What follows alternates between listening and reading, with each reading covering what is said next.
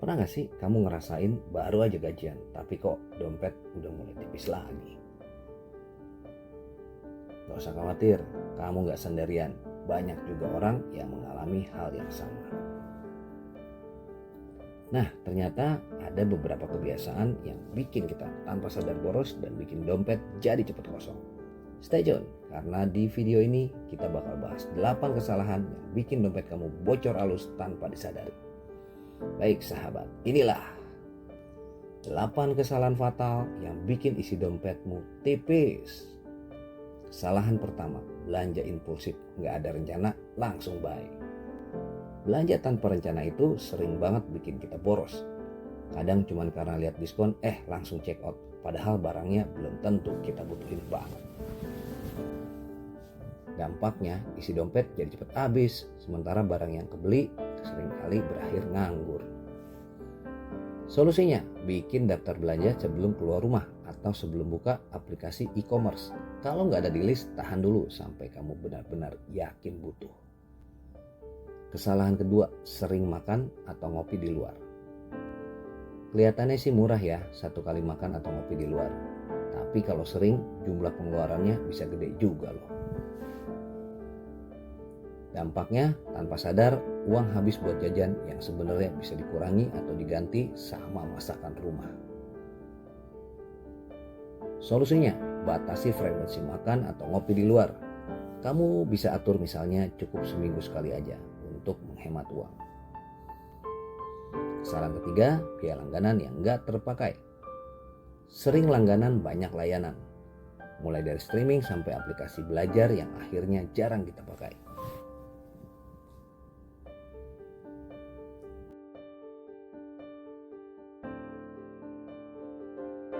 Dampaknya setiap bulan ada aja pengeluaran yang sebenarnya nggak kita nikmati manfaatnya.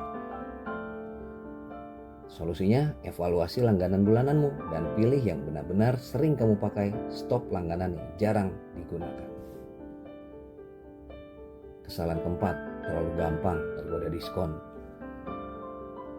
Diskon sering jadi jebakan, kita merasa untung kalau beli barang diskon, tapi kalau nggak butuh, ya tetap aja rugi.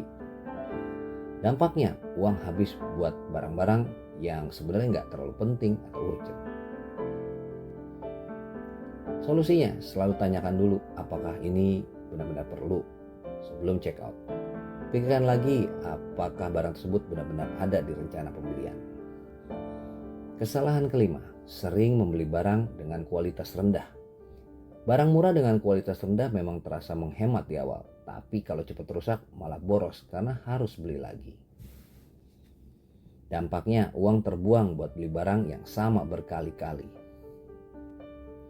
Solusinya, lebih baik investasikan uang sedikit lebih banyak di barang yang berkualitas dan tahan lama. Kesalahan keenam, malas mencatat pengeluaran. Tanpa pencatatan kita nggak tahu kemana uang kita pergi. Hasilnya kita kebablasan dalam pengeluaran.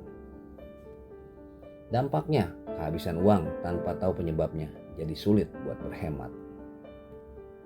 Solusinya, mulai catat semua pengeluaran, bahkan yang kecil sekalipun. Hari gini udah banyak aplikasi keuangan yang bisa bantu kamu buat ngelacak pengeluaran harian.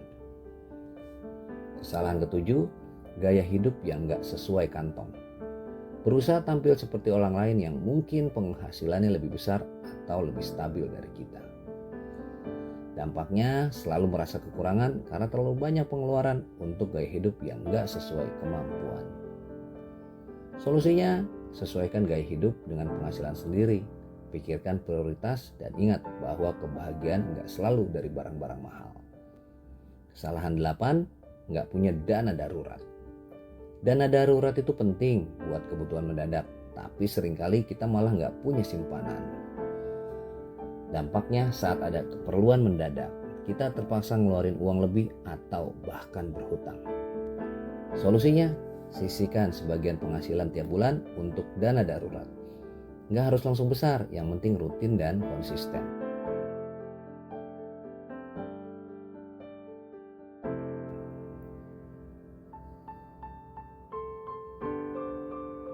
Setelah lihat list 8 kesalahan tadi, coba deh kamu pikirin kesalahan mana sih yang sering kamu lakukan.